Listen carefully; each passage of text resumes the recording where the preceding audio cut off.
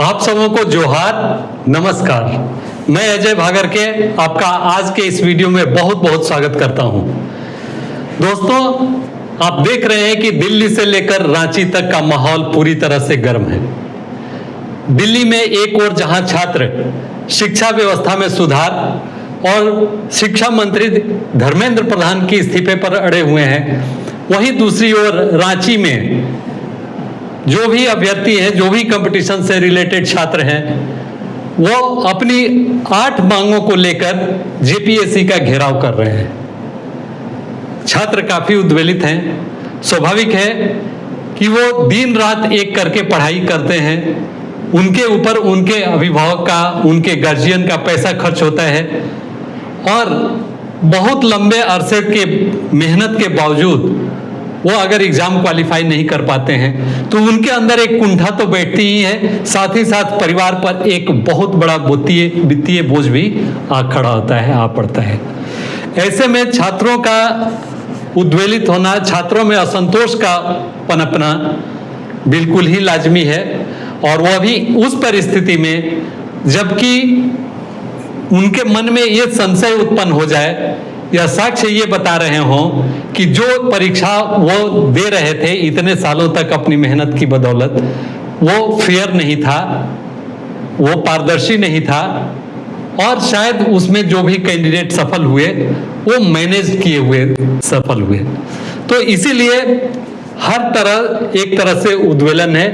कल ही आपने देखा था कि जेपीएससी पर सीआईडी की रेड हुई और बहुत सारे लोगों को अरेस्ट किया गया, बहुत सारे एविडेंस को जब्त किया गया। और इसी कड़ी में पूर्व निर्धारित कार्यक्रम के अनुसार भारतीय जनता युवा मोर्चा ने भी अपनी जेपीएससी के घेराव के लिए आज बहुत ही उग्र प्रदर्शन किया, जिसमें काफी हजारों की संख्या में लोग शामिल हुए। उसमें केवल वही नहीं बल्कि जितने भी छात्र संगठन थे उन्होंने भी इसमें बढ़ चढ़कर हिस्सा लिया और एक तरह से इस मामले को और गर्मा दिया। उनका यह प्रयास था कि ये केवल एक महज छोटी सी कार्रवाई होकर न रह जाए बल्कि भविष्य की भी एक रूपरेखा कोई तय कर दे। और इसीलिए छात्र संगठनों ने सरकार के सामने या जेपीएससी, जेएसएससी जैसी एजेंसियों के सामने अपनी 8 सूत्री मांग प्रस्तुत की। हम जानेंगे कि छात्रों की 8 सूत्री मांग झारखंड के परिप्रेक्ष्य में क्या है और कितनी वाजिब है। तो चलिए इसी से रिलेटेड आज के इस वीडियो में हम आगे बढ़ते हैं और एक एक करके उन 8 मांगों की चर्चा करते हैं। तो सबसे पहले सीबीआई जांच से, जेपीएससी पर बढ़ता दबाव, सीबीआई जांच से लेकर एज रिलैक्सेशन तक अभ्यर्थियों की 8 बड़ी मांगे वो क्या है, इस पर हम लोग चर्चा करेंगे। ओएमआर से कट ऑफ तक सब सार्वजनिक करो वरना आंदोलन होगा। छात्रों की ये एक तरह से धमकी भी है, उनकी मांग भी है। तो अब देखते हैं कि कितना कुछ वे हासिल कर पाते हैं, कितना कुछ यहाँ सफाई हो पाता है और एक पारदर्शी तरीके से भविष्य की परीक्षाएं आयोजित हो पाती हैं। तो इसी में चलिए आगे बढ़े। अब जेपीएससी विवाद को लेकर अभ्यर्थियों और छात्र संगठनों की प्रमुख जो मांगे हैं उसमें पहली मांग निष्पक्ष और उच्च स्तरीय जांच। जेपीएससी परीक्षाओं में कथित अनियमितताओं, एजेंसी चयन, परीक्षा प्रक्रिया जांच कराई जाए। ब्लैक लिस्टेड एजेंसी को ठेका देने की सीबीआई जांच हो कि आखिर वैसी कंपनी को से क्यों एग्जाम कंडक्ट कराया गया, क्यों इसका रिजल्ट प्रिपेयर कराया गया जो ऑलरेडी ब्लैक लिस्टेड है यूपी में या इवन झारखंड में भी जेएसएससी के द्वारा। तो ये इनकी पहली मांग है, निश्चित रूप से वाजिब है। अब आते हैं जेपीएससी विवाद को लेकर जो उनकी दूसरी मांग है वो ओएमआर और परीक्षा रिकॉर्ड सार्वजनिक हो। इसके पहले बहुत सारे एग्जाम्स का जेपीएससी ने ओएमआर शीट जारी किया था जो उसे सार्वजनिक किया था। साथ ही साथ परीक्षा रिकॉर्ड वो भी सार्वजनिक होने चाहिए ताकि किसी के मन में कोई संशय न रह जाए कि हमसे कम मार्क्स वाला कोई स्टूडेंट, कोई कैंडिडेट क्वालिफाई कर गया।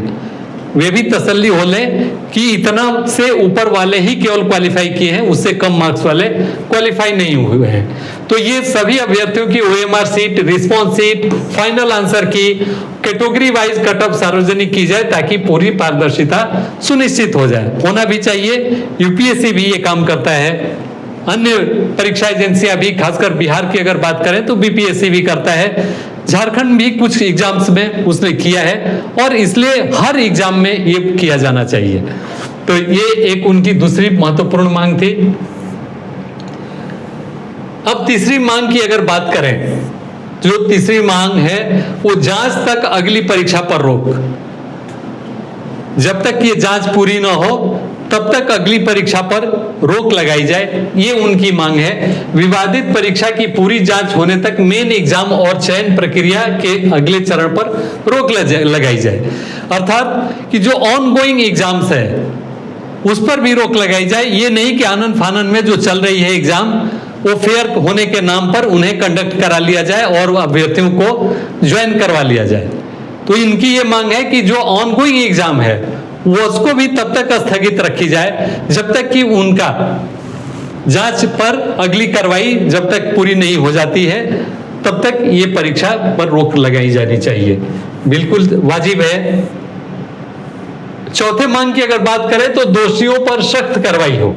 आपको पता होगा झारखंड सरकार ने परीक्षा में नकल संबंधी एक अध्यादेश क्या बल्कि बिल फाइनल किया, बिल उसने पारित कराया था कैबिनेट से भी, जिसकी मंजूरी मिली, और उसमें बहुत कड़े कड़े प्रावधान किए गए हैं। तो केवल प्रावधान करने की तक ही मामला सीमित नहीं रहता है, बल्कि इनकी डिमांड है कि दोषियों पर सख्त कार्रवाई हो, चाहे वो किसी स्तर के हो। जांच में दोषी पाए जाने वाले अधिकारियों, कर्मचारियों और एजेंसियों की व्यक्तिगत जवाबदेही तय कर कड़ी कानूनी कार्रवाई की जाए। ये नहीं कि उसने किया, सब पर जवाबदेही बनाई जाए। अगर उसके आयोग के जो सर्वोपरि सर्वे सर्वा अगर अध्यक्ष हैं तो उनकी भी जवाबदेही तय की जानी चाहिए कि वो कितने निष्पक्ष रहे या उनकी किसी भी मामले में कोई संलिप्तता नहीं रही। तो इसलिए ये भी उनकी एक बेहद जायज मांग है। जेपीएससी को लेके जो पांचवी डिमांड उनकी है कि ब्लैक लिस्टेड एजेंसियों पर रोक। वैसे एजेंसियों को जिनका परफॉर्मेंस अच्छा नहीं रहा हो, अन्य राज्य सरकारों ने जिन्हें ब्लैक लिस्टेड कर रखा हो, वैसे की आप पहचान कीजिए और उनसे अपनी दूरी बनाइए। जो फेयर इमेज वाले एजेंसी हैं उनसे ही आप केवल अपना एग्जाम कंडक्ट कराइए। तो ब्लैक लिस्टेड या संदिग्ध रिकॉर्ड वाले एजेंसियों को जेपीएससी की संवेदनशील परीक्षाएं प्रक्रिया से पूरी तरह दूर रखा जाए। तो ये भी एक तरह से रिपीटेशन है। अगर छठे पॉइंट की बात की जाए मांग की, तो शीर्ष अधिकारियों की जवाबदेही। परीक्षा में गंभीर लापरवाही की स्थिति में आयोग के जिम्मेदार शीर्ष अधिकारियों की जवाबदेही तय हो और आवश्यकता पड़ने पर आयोग का पुनर्गठन किया जाए। मींस ऊपर से लेकर चाहे सदस्य हो या अध्यक्ष हो, अगर जरूरत पड़ती है तो उनको हटा के और एक उसका कंप्लीट ढांचा तैयार किया जाए ताकि बच्चों का उम्मीद और बच्चों की विश्वसनीयता उस पर बनी रहे आयोग पर, और एक फेयर तरीके से, पारदर्शी तरीके से एग्जाम कंडक्ट हो सके।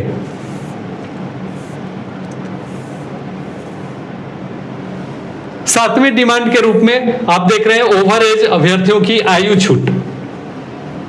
ये हर साल खासकर जेपीएससी की परीक्षा में ये विवाद होता ही होता है। इसके लिए चाहे सरकार को पहल करनी पड़ती है या कोर्ट को, लेकिन ये मामला हर साल फंसता है।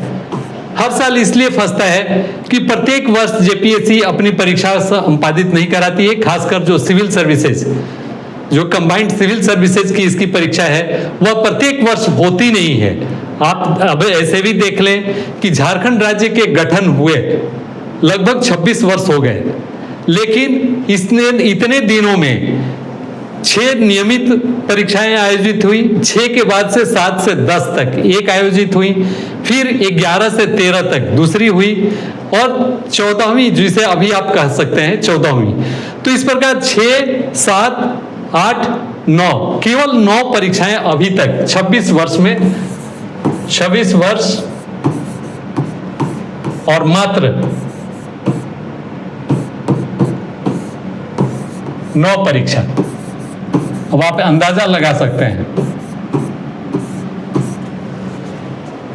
और उसमें भी जेपीएससी खेल कर देती है कि एकदम करंट ईयर का कट ऑफ एज के लिए करंट ईयर को वो कट ऑफ मानती है, जिसके चलते जो पीछे 3-4 साल का गैप हो जाता है उसके अभ्यर्थी वंचित रह जाते हैं। तो उनके साथ एक नेचुरल जस्टिस जो होना चाहिए वो नहीं हो पाता। तो इसके लिए एक पारदर्शी तरीका अपनाया जाना चाहिए कि अगर आयोग की गलती के कारण प्रत्येक वर्ष एग्जाम नहीं हो पाती है या सरकार की वैकेंसी भेजने में अगर विलंब होता है, उसके कारण आयोग अपनी परीक्षा नहीं संपादित करा पाता है, तो उसके लिए एक नियत होना चाहिए टाइम कि इतना अगर पिछले वर्ष था तो उससे 1 साल आगे तक का कट ऑफ डेट माना जाएगा, कट ऑफ ईयर माना जाएगा। तो ये बिल्कुल ही उचित है और इसको अननेसेसरी प्रत्येक वर्ष जो विवादों के घेरे में आता है, आयु वाले और बच्चे काफी उससे हतोत्साहित होते हैं, परेशान होते हैं और असमंजस की स्थिति में होते हैं कि अगले जेपीएससी के लिए मैं तैयारी करूं या न करूं, क्या पता उस समय उनका कट ऑफ क्या मान लिया जाए एज के से रिलेटेड। तो ये एक बहुत बड़ी बात है।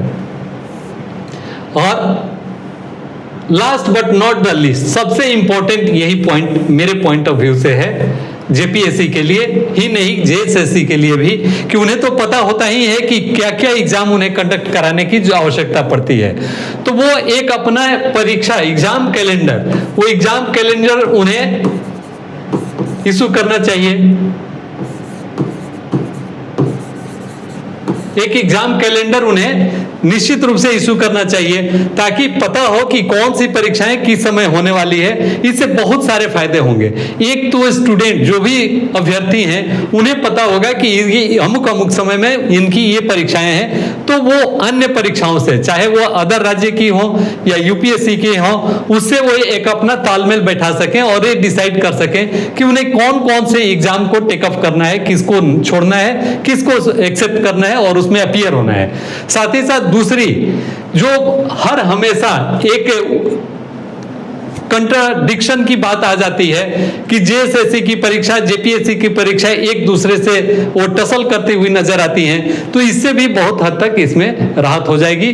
और खासकर जो यूपीएससी से सेंट्रल लेवल से जो परीक्षाएं आयोजित होती हैं, जैसे एसएससी हुई या यूपीएससी हुई, तो उनके बीच में भी एक तारतम्य स्थापित करते हुए, क्योंकि लगभग उनकी परीक्षाएं तो फिक्स होती है, तो जेपीएससी और जेएसएससी अपनी परीक्षाओं को उनके अकॉर्डिंगली अपने को ढाल के और अपनी परीक्षाएं आयोजित कर सकते हैं। तो इसके लिए एक प्रॉपर परीक्षा कैलेंडर का जारी किया जाना बहुत जरूरी है।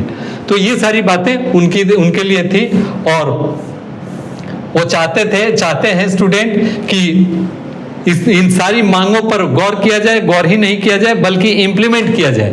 और इसमें आग में घी डालने का काम अब कर दिया है जो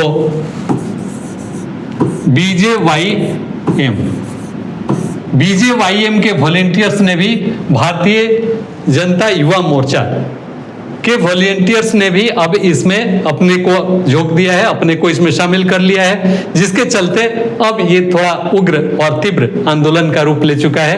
और उम्मीद की जानी चाहिए कि अभी नहीं तो कभी नहीं, अगर इस बार छात्रों को उनका जो जिसके लिए हमेशा से आशंकित रहते थे उनका निराकरण नहीं हो सका तो फिर शायद कभी न हो। इसलिए इस उम्मीद के साथ हम सबों को डटे रहना चाहिए और लगे रहना चाहिए कि इसका निराकरण हर हाल में हो जाए। और जाते जाते मैं अपनी कुछ चीजें आपको बताना चाहूंगा स्पर्धा प्रकाशन से रिलेटेड, कि अभी तक आप स्पर्धा प्रकाशन की पुस्तकें से लाभान्वित होते रहे। अब हम डायरेक्ट कोचिंग क्लासेज भी आपके लिए, ऑनलाइन कोचिंग क्लासेज प्रोवाइड करते हैं। स्पर्धा लर्निंग प्लेटफॉर्म आप देख पा रहे हैं यहाँ, स्पर्धा लर्निंग प्लेटफॉर्म। तो स्पर्धा लर्निंग प्लेटफॉर्म ऐप, ये ऐप हमारा गूगल प्ले स्टोर में आप जाएंगे तो वहां से आपको मिल जाएगा और वहां से आप इसको डाउनलोड करें। उसमें देखें कि हमारे बहुत सारे कोर्स हैं जिसमें वीडियो लेक्चर, पीडीएफ और टेस्ट सीरीज तक हैं। बहुत सारे ई बुक्स भी हैं जो आपके किसी न किसी एग्जाम के काबिल हैं, एग्जाम के लायक हैं। उनका आप एडवांटेज लें और आने वाले दिनों में अपना भविष्य सुनहरा बनाएं। तो फ्रेंड्स, आज के लिए इतना ही। आप स्वस्थ रहें और अपनी पढ़ाई में जुटे रहें, लगे रहें। इसी उम्मीद के साथ आप सबों को बहुत बहुत धन्यवाद, आभार, जोहार।